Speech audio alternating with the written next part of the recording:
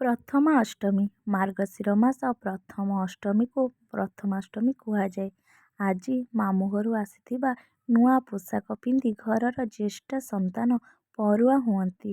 ଏହି ପ୍ରଥା ପୁରୀ ଶ୍ରୀମନ୍ଦିରରେ ମଧ୍ୟ ପ୍ରଚଳନ ରହିଛି। ବଡ଼ ଦେଉଳରେ ବଡ଼ ଠାକୁର ମଧ୍ୟ ମାମୁଁ ଘରୁ ଆସିଥିବା ପାଟ ପିନ୍ଧି ପରୁଆ ହୁଅନ୍ତି। କିନ୍ତୁ ଆଉ ଆସୁନାହିଁ ମୋ ମାମୁଁ ଘରୁ, କାହିଁକି ନା ମୁଁ ପରା ବାହା ହୋଇଗଲିଣି। କିନ୍ତୁ ମୋ ବାପା ମା ଏବେ ବି ମୋତେ ଆଉ ତାଙ୍କ ଜ୍ୱାଇଁଙ୍କୁ ପରୁହା କରନ୍ତି। କ'ଣ କରିବା, ଜ୍ୱାଇଁ ତ ଏବେ ପାଖରେ ଆଜି ନାହାନ୍ତି, ସେଥିପାଇଁ ମୁଁ ଏକଲା ମନ୍ଦିର ଆସିଲି। ସିଏ ସେଠି ତାଙ୍କ କର୍ମସ୍ଥଳରେ ଥାଇ ନୂଆ ପିନ୍ଧି ପିଠା ଖାଇ ଗଲେଣି ତାଙ୍କ କର୍ମସ୍ଥଳକୁ। ଛାଡ଼ନ୍ତୁ, ସେଥିପାଇଁ ଆଜି ମୁଁ ବି ସକାଳୁ ଉଠି ନୂଆ ପିନ୍ଧି ଅଳତା ଲଗେଇ ମନ୍ଦିର ଆସିଗଲି। ସବୁ ଦିଅଁଙ୍କୁ ମୁଣ୍ଡିଆ ମାରି ଘର ପାଖର ସବୁ ବଡ଼ମାନଙ୍କୁ ମୁଣ୍ଡିଆ ମାରି କେତେ ସାରା ଆଶୀର୍ବାଦ ସାଉଁଟି ଦେବି।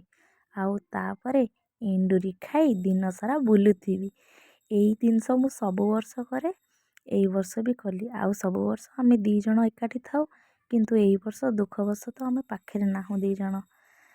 ସେ ଯାହା ବି ହଉ, ଘରେ ମୁଁ ଅଛି ଆଉ ସିଏ ଅଛନ୍ତି ସେଠି। ଜୟ ଜଗନ୍ନାଥ।